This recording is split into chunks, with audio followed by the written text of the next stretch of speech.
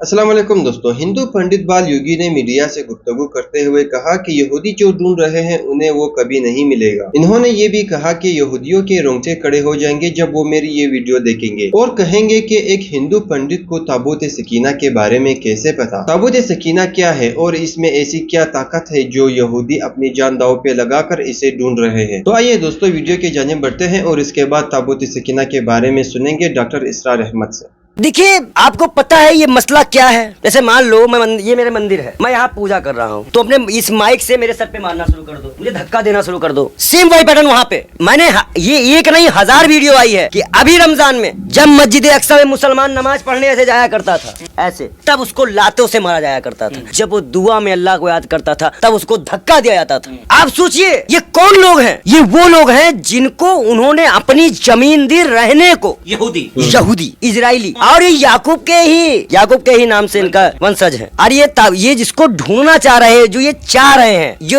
मांग रहे हैं, जो इनकी खोज है, वो इनको नहीं मिलेगा। इसका नाम है ताबूत सकीना। जो भी आपकी वीडियो सुन रहा होगा, इस देश में जो इजराइली यहाँ रह रहा होगा, वो मेरी बात सुनकर उसके रोंवे खड़े हो जाएंगे कि इस पंडित को ताबूत सकीना के बारे में कैसे पता, क्योंकि मुसलमानों को भी इसके बारे में नहीं पता है। क्या है ताबूत सकीना? क्या है महाराज जी? ताबूत सकीना इजराइलियों की ताकत थी, यहूदियों की ताकत थी। जब ये जंग में जाया करते थे, उसी बक्से को लेके जाया करते थे। इन्होंने कई जंग फतेह की है। वो एक जादुई बक्सा था जिसे सेना निकलती थी। तौरेत की ओरिजिनल कॉपी है उसके अंदर। कई नबियों के पहने हुए कुछ उनके चीजें हैं, उनके कपड़े हैं उनके अंदर। वो एक ताकतवर बक्सा है। और जो दीवारों में जाके रोते हो ना आप लोग, ये इजराइली रोते हैं। ये पक्के मकान इनके पहला पक्का मकान बनता ही नहीं था, ये कपड़े के मकान में रहते थे। ये इजराइलों का इतिहास है। जितने भी इजराइली मेरी वीडियो सुन रहे होंगे उनके रोंगटे खड़े हो जाएंगे। हिंदुस्तान का एक पागल सा दिखने वाला बाल योगी महाराज मेरी पोल खोल दिया। ये लोग मतलबी होते हैं। ये लोग एक चीज मैं बताता हूँ, इनका कॉन्फ्लिक्ट क्या है इस्लाम में। अल्लाह ने 4 किताबें आसमानी भेजी, तौरेत, अंजीर और एक और है, और कुरान एक और किताब है। 4 किताबें भेजी। उन चारों में 3 किताब जो है वो एक ही उम्मत के लिए, एक नबी के हाथ से भेजी। वो उसी उम्मत के लिए थी और उसी के लिए थी। लेकिन जो लास्ट पैगंबर हजरत मोहम्मद साहब आए, उनको जो कुरान मिली वो पूरे इस्लाम के लिए थी, पूरे उम्मत के लिए थी।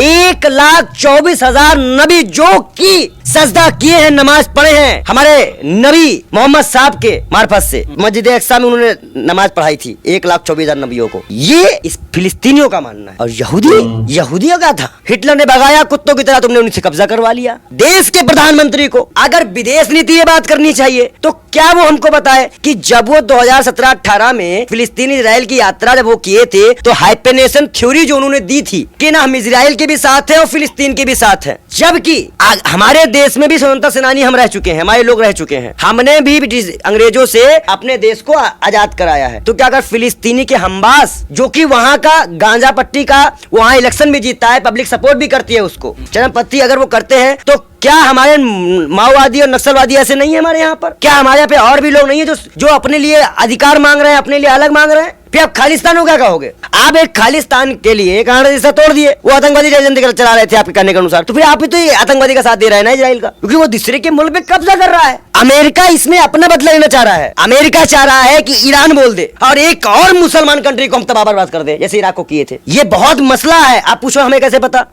यूपीएससी स्टूडेंट है हम। मोदी की तरह अनपंग उठा टेक नहीं है, योगी जी की तरह घंटी नहीं बजाते, नहीं करते हम। इसलिए मैंने आपको जो रिपोर्ट दी उसमें इजराइलियों को भी शामिल किया। अब आते हैं इजराइलियों के इतिहास पे, और मैं आपको अच्छी बात बता दूं। जैसे मान लीजिए हम सब हिंदू हैं, आपके कुल देवता अलग होंगे, हमारे कुल देवता अलग होंगे, किसी के अलग होंगे। क्या मैं अपने कुल देवता के पास जाऊंगा तो क्या आप हमें खड़े होकर वहां से लात मार के भगा देंगे? जबकि हमारे पूर्वज, हमारे धर्म का एक ही है, अल्लाह। जब फिलिस्तीनी मस्जिद अक्सा में जाते थे, आज उनको क्या किया गया? बताया आपको क्या किया गया? आज आपने बम ब्लास्ट कर दिया। इससे पहले आप मस्जिदों में हमला करते थे। तो मस्जिदों पे हमला करने वाले आप इस्लाम में कैसे मानने वाले हो सकते हो? जबकि इस्लाम कहता है, ये कुरान कहती है कि एक इंसान का कत्ल पूरी इंसानियत का, इस्लाम का कत्ल है अगर कोई बेकसूर मारा जाए। आज आपके बम ब्लास्ट में आप लड़ाकुओं से नहीं लड़ रहे हो, हमास से नहीं लड़ रहे हो, आप आवाम से लड़ रहे हो। आप आवाम पे बम गोले चला रहे हो, आम लोगों को मार रहे हो, उसमें बच्चे तबाह हो रहे हैं, मर रहे हैं। अब भारत ने कभी ऐसे युद्धों का समर्थन नहीं किया। लेकिन मोदी जी तो कर रहे हैं। इतिहास है इस देश के प्रधानमंत्री के लिए। हमारा देश उस वक्त से लेके आज तक याद करिए जब हथियारों की ओर यूएसए और यूसीआर का चल रहा था, तब नॉन निरामन मूवमेंट बनाकर हमने कहा था नाम यूएसए का साथ देंगे, नाम यूएसआर का साथ देंगे।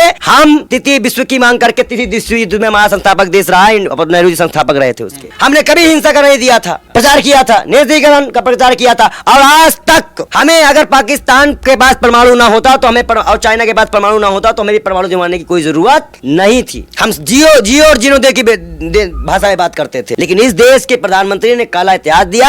आज अगर वो मानते हैं तो क्या 40 करोड़ मुसलमान की आस्था इजरायलियों से बड़ी हो गई? 40 करोड़ लोगों की जिन्होंने अल्लाह और कुरान की बात करके मोदी जी मस्जिद में जाके बोलते थे, क्या उनसे बड़े हो गए इजरायली? क्या नरेंद्र मोदी अल्लाह से बड़े मानते हैं इजराइल को? ये मेरे भी तो सवाल ही, मेरा नहीं, आम मुसलमान का सवाल है। कहा जा रहा है कि इजराइल पर मोदी जी पे सवाल करिए ना आप। अगर मोदी जी ने ये फैसला दिया है तो उन्होंने क्या सोच के दिया? देखिए कहीं ना कहीं ये चुनावी तौर पे समर्थन है इजराइल का, राजनीतिक और विदेश नीति देख के नहीं है। पहली बात, कहीं ना कहीं मुझे एक बात का एहसास तो है, और मैं बहुत बस ये जानिए कि मेरी आँख कुछ मैं बोल नहीं सकता इस पे, लेकिन इतना जरूर कहूंगा कि इस देश के प्रधानमंत्री ने नरसंहारों की लिस्ट में इंडिया को जोड़ दिया। आज से इंडिया भी नरसंहारक देश में आने लगा। कांग्रेस पार्टी ने तो फिलिस्तीन का समर्थन किया। CWC की मीटिंग में जिस तरीके से बैठक में जो क्रांतिकारी होते हैं, जिन्होंने देश आजाद किया है, जिनके पूर्वज इस देश में शहीद होते हैं ना, उनको पता है फिलिस्तीनियों का दर्द। आपको पता होना चाहिए। कांग्रेस ने इस देश को आजाद कराया। महात्मा गांधी, नेहरू, सरदार वल्लभ भाई पटेल, चंद्रशेखर आजाद, भगत सिंह। अगर उस वक्त हम स्वतंत्रता सेनानी थे तो क्या आज फिलिस्तीन स्वतंत्रता सेनानी नहीं है? क्या वो आतंकवादी है? क्या वो मैं अगर अपने राम मंदिर जाऊँ, मुझे वहाँ से भगाया जाए, या मान लीजिए मुसलमान आके वहाँ कब्जा कर ले और हिंदुओं को भगाना शुरू कर दे राम मंदिर से, तो क्या हम इस चीज को अपना विरोध नहीं करेंगे? वो भी कहलाएंगे सेनानी। शाहरुख खान ने भी तो फिलिस्तीन का समर्थन किया है पंडित जी। देखिए किया है, लेकिन मैं चाहता हूँ कि सभी इस्लामिक कंट्रियां 10-15 लोगों को मिलाकर एक टीम बनाकर इंडिया से, फिलिस्तीन से, टर्की से वहाँ भेजे और सारी इस्लामिक कंट्रियां एक होकर इजराइल को मिटा दें, खत्म कर दें। इजराइल को खत्म कर दें। अब इजराइल खत्म ही होने वाला है।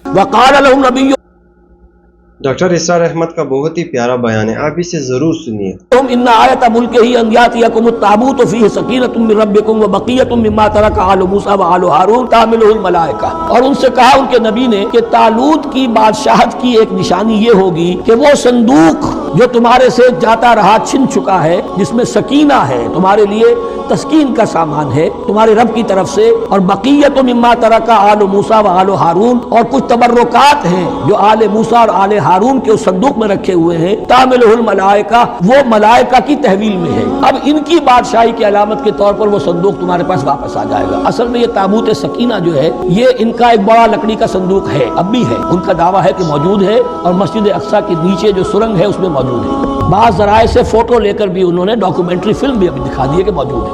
नबूकदनेस्सर ने जब गिराया था 586 कब्ल मसीह में, जो हजरत सुलेमान का बनाया हुआ हैकल था, उसके तहखाने में वो रहता था, और वहीं पर जो रब्बाई थे वहां मौजूद थे, रब्बानीयीन। तो जब गिराया गया है उसको हैकल को, तो उसी में वो दब गए। लेकिन वो चारों तरफ से जो भी तहखाना था बंद हो गया होगा, और वहां पर उनकी लाशें भी हैं और ताबूत सकीना भी है। लेकिन हुआ यह था कि जब इनके पड़ोसी मुल्कों ने इन्हें शिकस्तें दी तो वो ताबूत सकीना भी छीन कर ले गए। अब इसमें गोया कि इनके लिए बहुत बड़ी बात थी कि उनके लिए कम से कम एक दिल की रूहानी तस्कीन का सामान था। हमारे पास हजरत मूसा के तबर्रुकात है, असाए मूसा उसमें है, रखा हुआ है, अब भी है। इसी तरीके से उसमें वो जो जिन तख्तियों पर तौरात लिखी हुई दी गई थी हजरत मूसा को, वो मौजूद है, इनके कहने के मुताबिक अब भी है। तो इस तरीके से इनके लिए तस्कीन होती थी, जैसे कि मुसलमान को खाने काबा को देखकर तस्कीन होती है। तो फरमाया उसमें तुम्हारे लिए सकीनत भी है, और तुम्हारे आले मूसा और आले हारून के तबर्रुकात भी हैं। तामिलुहुल मलाइका, इस वक्त वो मलाइका की तहवील में। हुआ ये कि जहां वो ताबूत ले गए इनके दुश्मन, वहां प्लेग आ गई। उन्होंने समझा कोई नहुसत है इसके अंदर जिसकी वजह से प्लेग आ गई है। उन्होंने एक छकड़े के ऊपर उसको रखा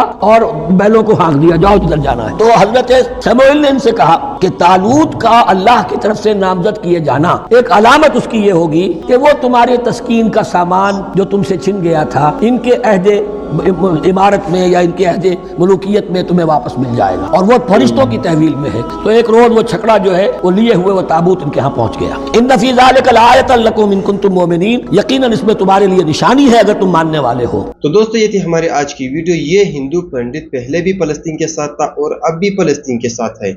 इसने इसराइल के खिलाफ बहुत ही जबरदस्त गुफ्तगू की मीडिया से। इन्होंने कहा कि हिटलर ने यहूदियों के साथ बहुत ही अच्छा किया।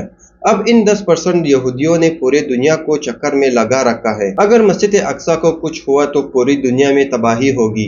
कोई भी कंट्री तबाही से नहीं बचेगी, हर तरफ तबाही ही तबाही होगी। इन्होंने ये भी कहा कि मोदी इसराइल के साथ खड़ा है। मोदी क्या सोचकर इसराइल के साथ खड़ा है? भारत में 40 करोड़ मुसलमान हैं। मोदी जी को चाहिए कि वो इन 40 करोड़ मुसलमानों को देखे कि वो किन के साथ है और फिर उसके बाद अपना फैसला दें। दोस्तों, अपने राय का इजहार कमेंट सेक्शन में जरूर कीजिए। वीडियो अच्छी लगी हो तो लाइक करें और हमारे चैनल को सब्सक्राइब करें। वीडियो देखने का बहुत शुक्रिया। मिलते हैं नेक्स्ट वीडियो में, तब तक के लिए अल्लाह हाफिज।